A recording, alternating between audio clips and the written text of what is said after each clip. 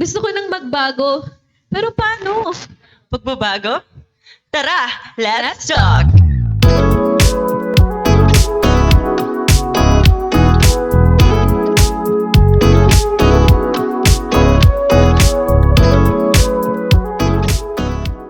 What's up mga ka-LT? Welcome to the new episodes of Let's Talk. Hi, my name is Danny. And I am Rich, and we are your hosts for today.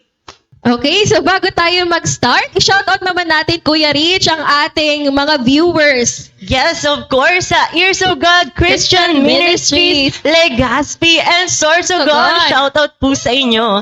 And also sa mga viewers natin around the world. I-comment nyo naman kung Yes, nasaan kayo comment down nyo yan, nanonood guys. sa mga oras na ito. And mapapanood din tayo sa YouTube and Facebook. Facebook. Ayan. So, Kamusta ka, Kuya Rich? ayos na ayos naman by the grace of our Lord. How about you, Ate Dani? Eto, pinagpala. Wow, sana all pinagpala. Pinagpapala naman talaga tayo ng Panginoon. Ayan. So, now, let's talk about the lives renewed by our Lord. And listen to the testimonies changed by His Word. Different people, Different lives. different stories that we must talk. Tara, pag-usapan natin yan. Here at Let's Talk. Ayan, so Ate Dani, ang dami-daming trending sa mga oras na ito at napapanahong mga issues. But now, let's talk about this very, very awesome topic.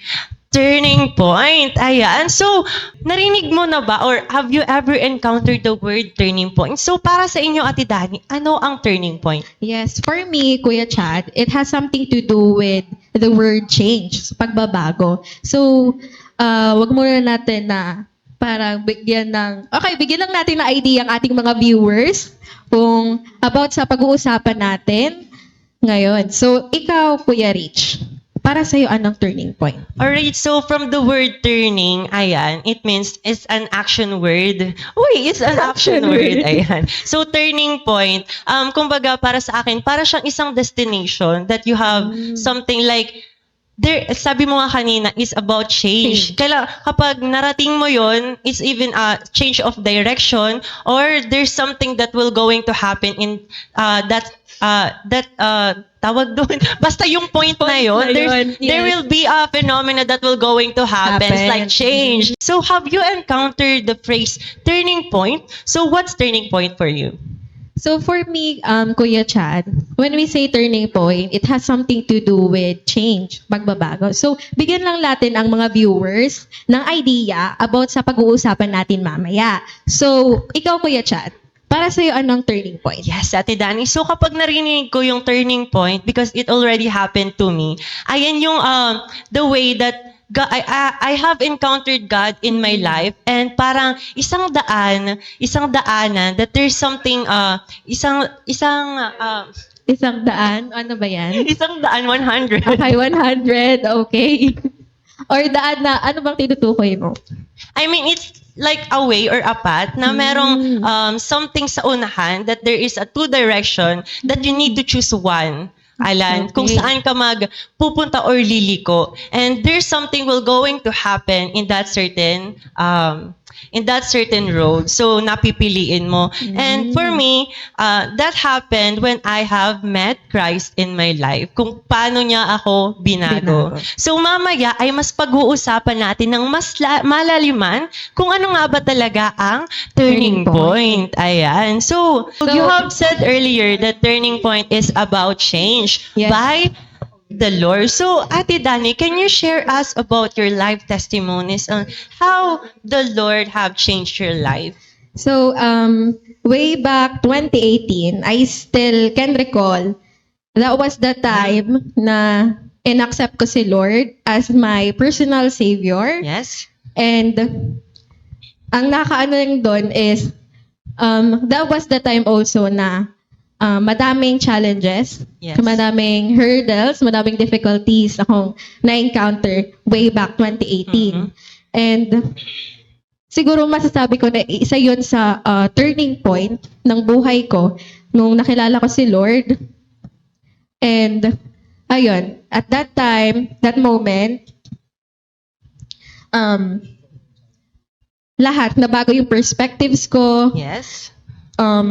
yung belief, also, Chad, naalala ko na ikaw yung nag-invite sa akin para mag-Bible Glory to study. God. So, naalala mo pa ba yun? Yes naman, syempre. Ayun. So, from that time, and as you can see now, marami nang nabago. Yes. Proven and tested. Yes. Proven and tested. All glory to Lord. Ayan. So, ikaw, Kuya Chad. Siyempre, ipinagmamalaki kong ipamahagi ang turning point ng aking buhay when I have met Christ in my life. Ayan. So, nung nakilala ko si Lord and I have accepted Him in my life, hindi pa naman doon nagbago talaga yung buhay ko as in instant. So, marami pa rin ako nag-struggles in sin and lots of trials. Pero, praise the Lord kasi marami na talagang pagbabagong nakikita sa aking pamumuhay. So, from beliefs and practices, ayan. So, pinapatuloy na binabago ng Lord. Kaya, I'm praying na sana ay mas maging malago pa ako sa faith sa Kanya. Ayan. So, now, para naman mas lalo pa nating maintindihan ang term na turning point and what it should be. Ayan. Ipakilala naman natin ang ating Sino ba speaker yan? for this day. May idea Ayan. ka ba, Kuya Chad? Siyempre naman, ang first Okay. word na magde-describe sa kanya or first adjective na magde-describe sa kanya ay Ay. guwapo. Oh, Ayan. gwapo sa? Guwapo physically and also spiritually. Oh, yan. Ayan. So, syempre, wag na pa nating patagalin pa. Ang napakabait at humble to earth. Wow, humble to earth. Down to earth. Yung down to earth. Saan mo napulot ng words na yun? Ayan. Down to earth na youth pastor ng Ears of God Christian Ministries, Pastor John Jordan Toliba. Yan, Yay! maraming salamat sa pag-welcome. Anyway, hindi ako youth pastor ha. Ah, okay. Oo. Youth Di mo ba ako kilala? Okay, ayan. I'm not a youth pastor. Alright. So, That's- hindi pala okay, youth that's okay. pastor. Alright. So, kamusta ka naman po, Pastor John Jordan Tolibas? Ito okay naman. Napaka-blessed kasi Sunday ngayon talaga. And Yes. yun, nag-preach tayo sa Sorsogon. Tapos dito. Pero kaya naman by the grace By of the the grace of Lord.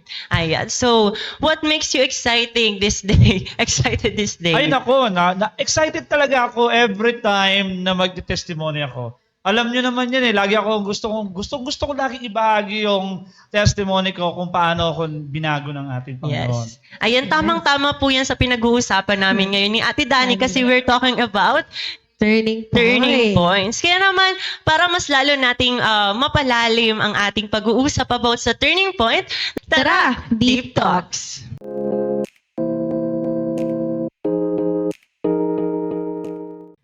Ayan, so Pastor JJ, ang pinag-uusapan natin ngayon ay about turning point. So kanina ay nag-explain kami ni Ate Dani about sa aming perception kung ano nga ba talaga ang deep talk.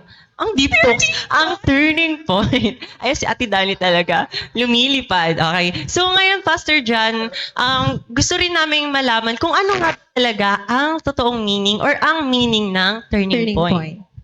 Ang turning point kasi, it is something changing the direction. Alam niyo yun, kapag halimbawa, ikaw ay may kotse, Yes. sa halimbawa one way siya, so kailangan mong lumiko at pumunta sa kabilang lane. So hahanap ka ng turning point mo or the U-turn point mo para makapagpalit ka ng direction. Yes. And when we talk about the turning point, ang turning point na I think yung sinabi niyo kanina katulad ng testimony, it is something with a beneficial result. Beneficial Yan. result. Bigyan ko kayo ng example Yes, para bigyan medyo kayo mas po. ano kayo. Merong example sa Bible na isang tao kung saan ang pangalan niya ay si Saul. Si Saul ay isa siyang Pariseo at hindi lang siya basta Pariseo kundi talagang dedicated siya na patayin ang mga tagasunod ni Kristo. So ibig sabihin, sobrang dami ng kanyang pinatay including si Esteban. Tapos dumating sa punto na lumaganap, sumobra na yung kanyang kasamaan. Ang ginawa niya, nagkuha siya ng authorization letter, parang gano'n, no? Isang sulat na nagbibigay sa kanya ng authority na pumunta sa Damascus para patayin yung mga Kristiyano doon. At ito ang kinagandahan. Ganon yung buhay niya. And when he was on the way to Damascus, may biglang liwanag na nagpakita sa kanya. At siya ay natumba, at pag nung natumba siya, biglang merong boses na siya lang yung nakakarinig. At ang sabi, Saul, Saul, bakit mo ko inuusig? At that time, nalaman ni Saul na ang kanyang inuusig, walang iba kundi ang Panginoong Hesukristo. And nabulag siya, and after nung nabulag siya, gumaling siya after 3 days at nagbago ang kanyang buhay from Saul na pumapatay ng mga tagasunod ni Kristo to Paul na ngayon nangangaral na ng mabuting balita sa Gentile. And yung turning point ngayon, yung turning point na pinag-uusapan natin is yung kanyang way to Damascus. Yan ang ibig sabihin nun. Yan ang example sa Bible. Yes naman. So, napakaganda talaga. Well, I'm reading that testimony ni Paul. Nagkaka-goosebump talaga ako while reading it, na nagpakita sa kanya mismo si Lord, no? So, like what you said nga po, Pas, about kay Saul. So, pwede niyo po ba i-share yung testimony? Yan. Kung sa akin lang, ang buhay ko noon, katulad ni Saul, before I met Christ in my life, simula pa nung bata ako, I was a demon-possessed before. demon possessed. Oo. Take note. Pero hindi ako, wala na sa akin yung spirito, ha. So, I was a demon-possessed before. Talagang sinasaniban ako ng demonyo. Hanggang sa, meron kasi paniniwala noon, na kapag ikaw ay sa demonyo na, tapos kumain ka ng itim, gano'n. Grabe yung mga paniniwala ng mga sa probinsya, sa demonyo ka na. Dahil yun yung tumatak sa mindset ko na sa demonyo na ako, di ang ginawa ko, nagpaka-demonyo na lang ako. Dumating sa punto ng buhay ko na naging anti-Christ ako. Dumating sa punto ng buhay ko nung natuto ako magbisyo, talagang ang tawag sa amin doon, wasalak. Alam niyo yung ibig sabihin ng wasalak? Wasalak. Walang sawa sa alak. Ay, Yun pala yun. Every time na magiinuman kami, meron dyan, hindi lang po yan, hindi lang yan alak, kundi pati mga bisyo, pati marijuana, so dandam, napakadami. Dumating din sa punto ng buhay ko na nagtatrabaho ako sa Manila, panggabi yun, I'm a car park teller before sa BGC, and sobrang ko ng sigarilyo. Ang nagtitake ako ng sigarilyo before, 2 kaha sa isang araw. So, 20 stick. So, ganun yung buhay ko. Nahihirapan ako. Ganun yung the way kung paano ako mabuhay. Pero may thinking ako sa sarili ko na sa demonyo na lang din naman ako. Gawin ko na lahat para sa demonyo. Yun, ganun ang buhay ko before. Grabe. Sobrang lala naman talaga ng past life mo, Pastor. So, kung hindi talaga pinago si Pastor ng Panginoon, nakakatakot siguro kayo. Pero praise God dahil natagpuan mo si Lord sa buhay mo. So, here's my question. Katulad ng pagbabago or turning point ni Saul, as you have said earlier, paano mo nakilala si Lord sa buhay mo and how you have your turning point? Yan ang hindi ko makakalimutan sa buhay ko. Nung time na yon, umuwi ulit ako dito sa Bicol. Ang nangyari, nagmumuni-muni ako sa sarili ko. Parang sabi ko, ganito na lang ba ang buhay ko? Ibig sabihin, paikot-ikot, magbibisyo, mag-inom ng alak. Sobrang payat ko na nun. Walang purpose. Ibig sabihin, wala akong patutunguhan sa buhay ko kahit magtrabaho man ako. Ganun pa rin, nagtrabaho ka, mauubos yung pera mo sa bisyo, tapos magsisisi ka dahil sa nagbisyo ka, pero magbibisyo ka ulit. Sobrang hirap na. Addicted na. To the point na gusto ko na mawala. And at some point, nakahiga ako noon sa sala namin, nakikinig ako ng radyo, totoo lang, kaya napakahalaga nung pala ng makikinig sa mga ganon-ganon, Hindi ko alam, nagsisigarilyo ako noon, nakahiga ako. Tiniisip ko sa sarili ko, pag ako namatay, alam ko impyerno ko kasi sa demonyo ko eh. Ganun yung buhay ko before eh.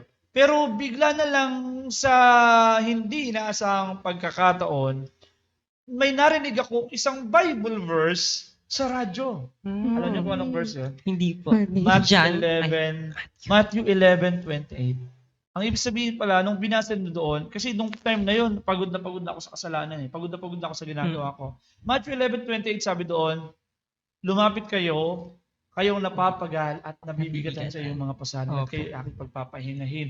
Hindi ko alam kung bakit, pero bakit parang tumama sa akin yung verse na yon. Tapos, sa sobrang hirap ko na, sobrang pagod na ako, bigla akong mararanasan, mababasa, maririnig yon. Ang ginawa ko, punta kagad ako, kumuha kagad ako ng maliit na Bible. By the way, marunong kasi ako magbasa na ng Bible before kasi umaattend na rin ako ng mga children ministry noon, kaso addict na rin. Talaga. So, inanap ko talaga yung Matthew 11:28. Talagang sinabi ko, yung pala.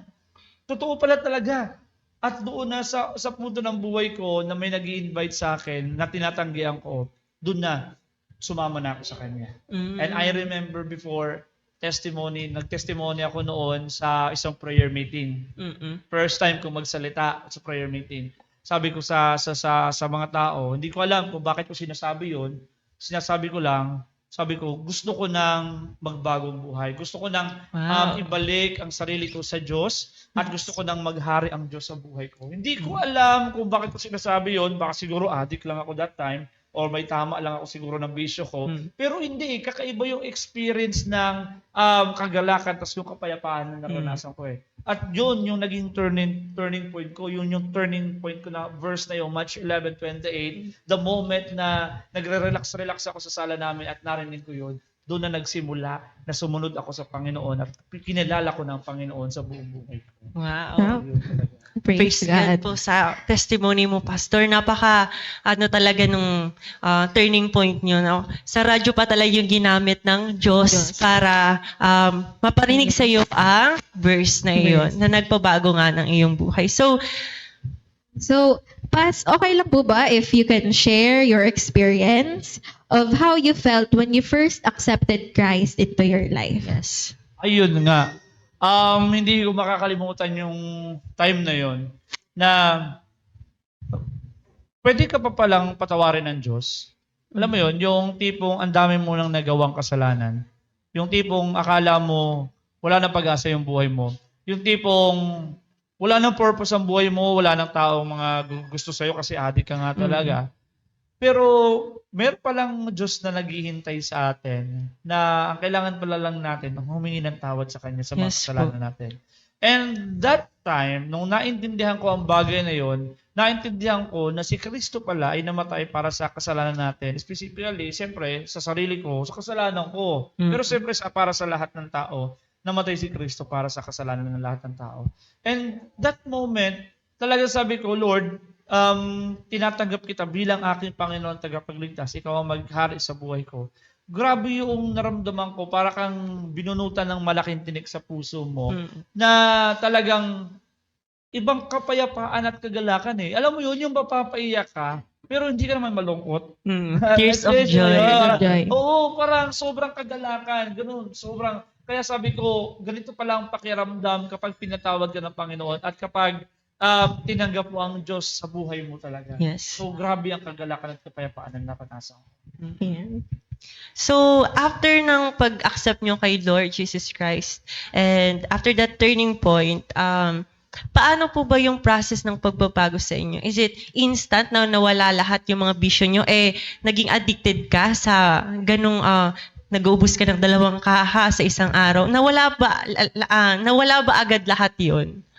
Yan, magandang tanong, tanong yan, Chad. Actually, nung bina-Bible study ako ni Pastor Ronnie, talagang nag-attend na ako. Pero dumating sa punto na isang beses nakainom ulit ako. Ibig sabihin, pumunta doon yung mga barkada ko sa bahay, umiinom ako. Pero iba pa rin talaga kapag may Kristo ka na sa buhay. Hindi ko alam kung bakit Kasi nung umiinom ako, grabe yung sakit na nararamdaman ko sa emotion na parang kinukurit ako na sa pagkakasala ko. Parang nagigilty ka, ginagawa mo. Guilty ka. Grabe yung shame na nararanasan ko ng that time. So, ang ginawa ko, para mabago ako, medyo umiwas muna ako sa barkada ko. Pero hanggang ngayon, barkada ko pa rin sila. Pero hindi ibig sabihin na sasamahan ko pa rin sila sa kasalanan. Pero yun sa pag-iinom, nung last ko ng pag-iinom yun, and after that, wala na. Pero ito ang struggle sa pagsisigarilyo. Pag sisigarilyo ko, 2 kahang sa isang araw, talagang patay sindi ako. Pag naubos na, busisindi ulit, naubos na, hanggang sa mapaso yung dila ko, yung labi ko, saka ako titigil. Mga 5 minutes, 10 minutes, ganun, sigarilyo ulit. Ganun talaga. Ngayon, napakahirap alisin ang paninigarilyo. Sobra na yung kabigatan sa puso ko, nag-pray ako noon. Talagang iniyak ko kay Lord. Sabi ko, Lord, ito yung sinabi ko, Lord, kung talagang ikaw ay Diyos, grabe talaga yung prayer ko para ako walang galang sa Diyos. Kung ikaw talaga ay Diyos, bigyan mo ako ng 15 days, baguhin mo ako. Binigyan ko pa due date si Lord. Alam niyo yun, ganun kasi ako mag-pray that time kasi hindi pa naman ako marunong, hindi pa lang ibig sabihin, wala pa akong wala pa akong pagkatakot at paggalang sa Lord. Hindi mo pa alam yung reverence ni Lord. Oo, talaga. Sabi ko, Lord, kung talagang Diyos ka, 15 days, baguhin mo ko. Iniyak ko yun kay Lord. Sabi ko, sinosurrender ko sa'yo. Pagka umaga, ganito.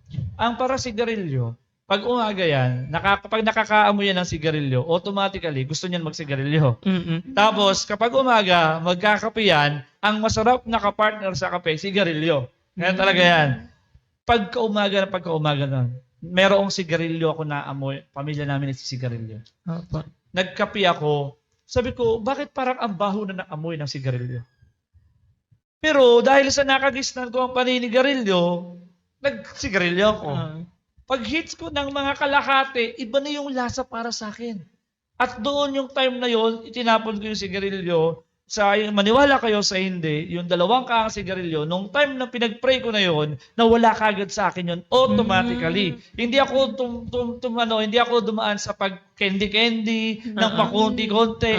Automatically, alam nyo ba kung anong na-realize ko noon? Na-realize ko ngayon na nakaka-realize na ako ng mga bagay-bagay. Totoo ang Panginoon. Sabi ng Diyos, Jay, Diyos ako. Hindi mo kailangan magduda. Hindi mo ako kailangan bigyan ng 15 days para baguhin ka. Because even in the blink of an eye, kaya kitang baguhin. Amen. Doon pala talaga si Lord. Doon ako nabago. Napakabilis ng pagbabago na sa bisyo. Pero sa character, syempre, medyo mahirap yan kasi talagang struggling pa rin. So, ayan. Maraming salamat po. Next naman po is about your environment. Ano ba mga naging reaksyon ng mga friends mo, ng family mo, nung nalaman nila yung about sa pagbabago mo? Ay, ayun. Tinawanan nila ako. Inawanan. Parang, ikaw yan. Hindi na makapaniwala na, talaga, sigurado ka, kuya, si Jik. So, sigurado ka, kuya, ito, may Malboro ko. Sigurado ka pa na yan, sa sarong simana naman sa na yan. 1 linggo lang yan. Talagang gusto niya, talagang tinetempa talaga nila ako. Hanggang sa, nakita nila na pursigido ko. Pursigido akong umattend pa nga ako noon, medyo adik-adik pa talaga. Pero binago na talaga ako ng Panginoon. Yes. To the point na, yung nanay ko, yung lahat ng nakapalibot sa akin, hinahanapan ako ng mali. Ayo. Sabi niya, Kristiyano ka, nagbago ka, bakit ka ganyan? Nagagalit ka. Sabi mo, nagbago ka na. Pero alam niyo yun, nagpatuloy pa rin ako. Nagpatuloy pa rin. Kahit ganun yung naging environment hanggang sa pinipersecute na ako. Like even na pinipersecute. Oo, pero alam niyo ba kinagandahan ng nagpatuloy ako? Talagang inano ko yung sarili ko na lumapit talaga sa Panginoon kasi naranasan ko talaga ang pagbabago at yung kaligtasan. Yes. Nagpatuloy ako, pero dahil sa biyaya ng Panginoon, yung pamilya na nagpe-persecute sa akin, ngayon lahat sila Kristiyano na. Yeah, Oo, praise nagagamit. God. Kilala na nila, Yes. kilala na lahat yun. So yun, yun yung naging environment ko nung nalaman na nila na yung pagbabago na ginawa sa akin ng Diyos. Ayan. So, Grabe talaga napakaganda naman. naman ng response ni Pastor about sa mga persecutions and yung mga nag-aalinlangan talaga sa pagbabago mo. Yes, walang imposible talaga kay Lord. So, aside sa challenges na naranasan mo about sa pagko-question ng change mo, ng family mo, ano pa ba mga challenges ang kinaharap mo nung inaccept mo si Lord sa buhay mo? Oo. Siyempre, persecution hindi lang sa family, kundi sa lahat. May dumating din sa punto kasi nung nagkaroon ako ng Kristo sa buhay, ang naging desire ko, abutin yung mga katulad ko. Ayun. Abutin, lalong-lalo na ang nasa isip ko mga barkada ko. Mm-mm. Kasi sabi ko, kung impyerno ang pupuntahan ng mga taong makasalanan, grabe ang kasi padabaw ko, mahal na mahal ko yung mga barkada ko. Mm. That time, pero ngayon mahal ko pa rin sila, kaya nga nire-reach out ko pa rin sila. Ang ginawa ko, dahil kabataan pa lang ako noon, wala pa akong pera, talagang meron akong 20 pamasahe, pupuntahan ko sila sa kanilang bahay. Pupunta ako sa kanila, share ko si Jesus sa kanila, pupunta pa kami yayayain ko pa silang mag-fishball, gano'n. Yes. Kahit na wala akong pera, nag-share na ako, ito ang hindi ko makalimutan, sobra na yung pag-share ko sa kanila ng gospel, ng testimony ko. Hindi ko alam, tahimik sila eh. Pero, after that, tinignan lang nila ako. Pagtingin nila sa akin, tinawanan nila ako ng nakaka-insulto. Tapos, hindi ko alam, para ako binuhusan ng malamig na tubig ng that time. Pero hindi ako sumuko. Nagpatuloy ako at nagpatuloy pa rin ako.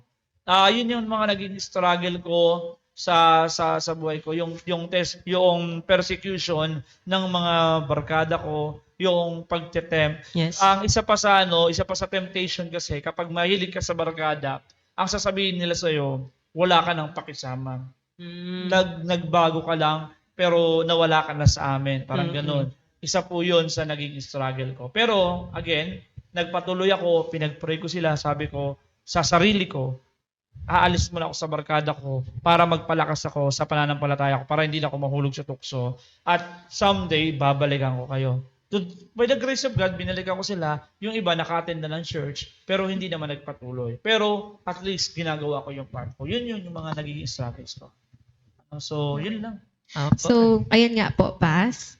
Na-mention niyo po, despite nga yung mga persecution, yung struggles na na-experience niyo as you continue to serve God, as you continue na magpalalim sa salita niya, how do you continue to nurture your faith and relationship with God after accepting Christ? And what spiritual practices do you engage in? Yes. Wow. Great question yan, Dani. Sa totoo lang, ito lagi kong inaalala to. Napakasarap noong una kong tinanggap ang Panginoon. Yes, Grabe yung pagmamahal. Alam nyo ba, dahil kasi ito noong naging addict kasi ako, naging nabisyo ko, nawala ako, hindi ko pinatuloy yung pagiging 4th year high school ko. Pumunta ako na Manila, nagtrabaho ako doon 1 year, na homesick, bumalik ako dito sa Bicol, tapos nakilala ko si Lord, high school ulit ako, 4th year high school. Ayan.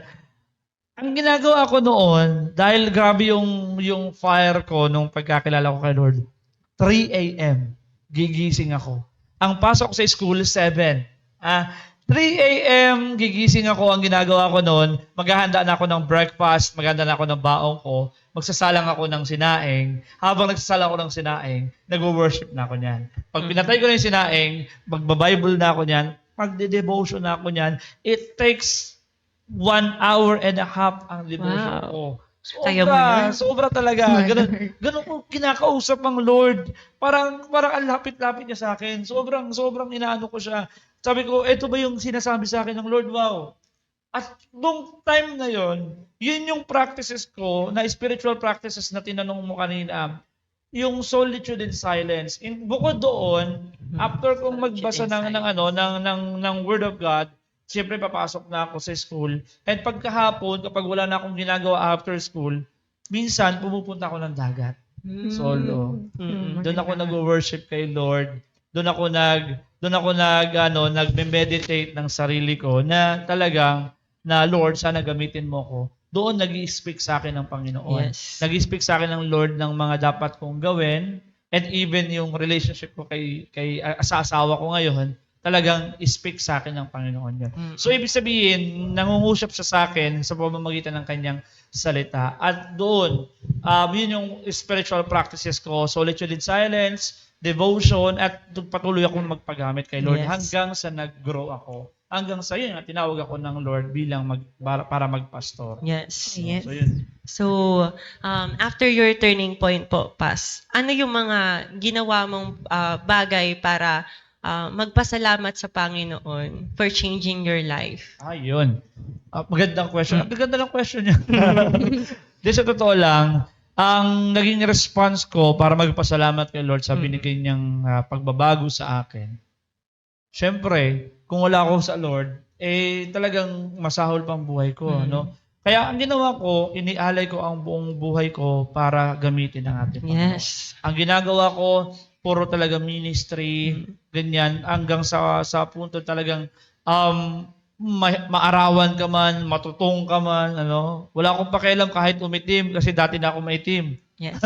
Pero para sa ministry, para pagpapasalamat kay Lord, gamitin mo ko ng buong buo, gamitin mo ko hanggang sa nag-school ako sa Bible school, Yes. hanggang sa ginamit ako, in-appoint ako, nag-minister ako sa mga bata, at nung pag-minister ko sa mga bata, nag-mission ako para sa mga bata sa ibang mga churches, in-invite ako, naging youth leader ako, hanggang sa naging Bible study leader ako, Yes. hanggang sa, dire-diretso yung ginawa ng May Lord sa akin. progress. Talagang para kay Lord na ang Yes. buhay ko bilang pasasalamat. At kanya naman talaga Yes. ang buhay natin. So, yun. So, yun. Eto lang po ay medyo question para sa akin.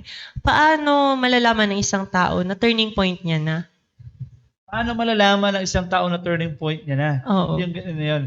Malalaman ng isang tao na turning point niya na kapag ang Diyos na ang gumalaw sa kanya. Ibig sabihin, ako naniniwala kasi ako, the great turning point ng buhay ng isang tao, sabi ko nga ni kanina, ang turning point is changing your direction Yes. from bad to good. Good. From better to best. Yes. Ganun yun. Ibig sabihin, kapag ang isang tao ay nakakilala sa Panginoon, the moment na nakilala niya ang Panginoon, the very, very first time, the very, very first moment na nakilala niya ang Diyos, yun yung kanyang turning point. Katulad nung kanina, narinig ko si Danny. Di ba, in-invite mo si Danny sa Yes Bible po. study? Oo. May dating. Yun yung turning point ni Danny. Apo. Oo. Ayun. Ganun yun. Turning point ng isang tao, the moment na makilala niya ang Panginoon sa kanyang buhay. The moment na makilala niya Yes. ang Panginoon. Oo. So yan, maraming salamat po, Pastor Jay. Pero ito po yung pinaka-last na Pinaka-last question namin. Ako naman magsasabi. So, Pas, what advice would you give to someone who is considering accepting Christ as their Savior based on your own experience? So, ano po yung mga advices na pwede mo ibigay? Yung mga taong tinanggap na ang Panginoon, nagkaroon na ng turning point sa kanilang buhay. Ang gusto ko lang masabi sa inyo, ang hirap pa kapag wala ka sa Panginoon. Mahirap ang buhay kapag nasa mundo ka. Sobrang pagkakasala, sobrang kasalanan, to the point na ang akala mo nag-enjoy ka sa mundong ito. Pero, kasalanan pala, ibig sabihin, pagdurusa pala ang aabutin. Ngayon, nagpapasalamat ako sa Diyos, pasalamat tayo sa Panginoon dahil tinanggap. Ibig sabihin, inabot na tayo ng Diyos dahil sa kanyang biyaya. Kaya ngayon, kailangan lang natin magpatuloy. Maging consistent, magpalalim sa pananampalataya. Napakahalaga na ito, mga kapatid. Kung ikaw tinanggap mo ang Diyos sa iyong buhay at meron ka ng relasyon sa Kanya at ligtas ka na, kailangan mong magpalalim sa pananampalataya. Bakit? Para hindi ka na madala ng mundong ito. Yes. Kasi ang mundo, itetempt ka niyan, lalong-lalo na yung mga bagay na nakagisnan mo, mga bagay na ginawa mo, nung wala ka pa kay Kristo. Babalik at babalik yun sa'yo. Pero kung ikaw ay mahina, may tendency na mawala ka sa Panginoon. Ibig sabihin, may tendency na madala ka ulit. Pero ang kinagandahan sa Panginoon, hindi ka na mawawala sa Kanya. Kaya ang kailangan mo lang, magpalalim, magkaroon ka lang din kung gusto mong gawin yung katulad ng ginawa ko, mag-devotion ka everyday, Devotion. mag-solitude in silence, nakakausapin mo ang Panginoon na solo lang. Oo, ganon. At lastly, ialay mo ang iyong buhay mo sa Panginoon, Yes. magpagamit ka sa church, magpagamit ka sa ministry. Ministry. So yan, maraming salamat po sa Pastor. inyong testimony about your turning Turning point. point. So napakasarap nga talagang makinig ng mga testimonies about how they have changed, they are changed by My- our Lord. So maraming salamat po sa pa-unlock ng aming invitation Thank you, here Red. at Thank you, Let's thank you, Go. Red. So baka mayroon po kayong gusto sabihin sa mga kabataan or sa mga nanonood sa atin ngayon. Sa mga nanonood sa atin ngayon, kung kayo man ay nahihirapan na sa mga pagkakasala, ang Panginoon, nandyan lang ang Panginoon para makinig sa atin. Yes. Sabi nga, kung ang kasalanan mo ay kasing laki ng barko, ang biyaya ng Panginoon kasing lawak ng dagat. Yes. Ano man ang kasalanan na nagawa mo, nandyan ang Panginoon na mahabagin at mapagmahal. Handa kanyang tanggapin. Pag lumapit ka sa Kanya, ang kailangan mo lang gawin, humingi ng tawad at ilagak mo ang iyong pananampalataya sa Kanya. Sanabi sa Biblia, ang kasalanan, ang kabayaran ng kasalanan ay kamatayan. kamatayan. Ang kamatayan na tinutukoy doon ay ang impyerno. Mm-mm. Pero kahit makasalanan tayo, ang mga taong walang Kristo sa buhay, talagang sa impyerno pupunta. Yan ang katotohanan, kamatayan, kaparusahan, paghuhusga ng Panginoon. Mm-mm. Pero dahil sa biyaya ng Panginoon, ang kaligtasan libre. Yes. Sa pamamagitan ni Kristo Jesus natin, Panginoon, ang kailangan lang natin gawin, lumapit sa Kanya, hingi tayo ng tawad sa Kanya. Sabi ng 1 John chapter 1 verse 9, pag ginapapahayag natin ang ating kasalanan, lilinisin tayo ng Diyos sa lahat ng ating pagkakasala. Amen. So, kailangan lang natin humingi ng tawad, tanggapin siya bilang Panginoon at tagapagligtas, at higit sa lahat, ilagak mo ang iyong pananampalataya, ang iyong buhay sa Yes. kamay ng ating Panginoon. Ayan. Ayan. So, sobrang pasasalamat natin sa Panginoon sa Yes. buhay ni Pastor John Thank you, Jordan. Thank you. Glory to God. Ayan, maraming salamat po sa pagpa-unlock ulit ng aming invitation here at Let's Talk. So, ayan, Ate Dani, alam ko malinaw na para sa inyo kung ano nga ba talaga ang Turning turning point. So, para sa inyo, sana'y mas naunawaan nyo kung ano nga ba talaga ang turning point ng inyong Inyong buhay. buhay. So, ayan. So, sa mga nanonood po ngayon, huwag po kayong mahiyang i-share ang live testimonies niyo kung paano po kayo binago ng Panginoon. You can Yes. comment it down below. Comment Ayan. lang, guys. So, now, Let's thank our viewers. ayan, maraming salamat po. Ayan, so pinapasalamatan po namin ang lahat ng mga nag-subscribe at nanonood ng ating video ngayon. Sana po ay Yes. marami po kayong natutunan Natutunan. about sa turning point at kung paano binabago ng Panginoon ang mga buhay natin. Ayan. So, ayan. So, for our next episode, ano ba ang aabangan natin, Kuya Richard? We will going to have our special guest, ang ating senior pastor. Pastor. So, meron tayong mas malalim na pag-uusapan about turning point. Ayan, mas malalim na pag-uusapan about turning point. And maraming testimonies na naman tayong mapapakinggan sa mga susunod na So, ayan, nakaka-excite episode. naman Ayan, pala. Nakaka-excite. So, inaasahan namin na nandyan pa rin kayo hanggang sa mga susunod na episode. Ayan. Ano sabi na? Ay,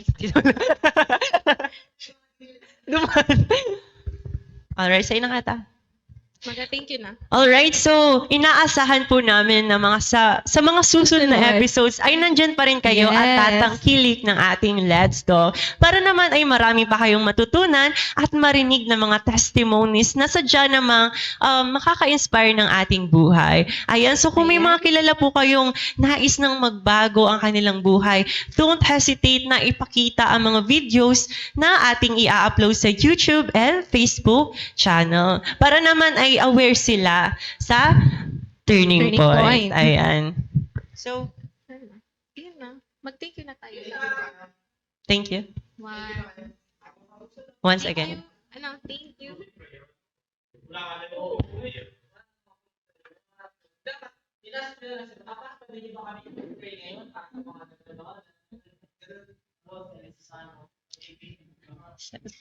Ano? Yun sa... 700.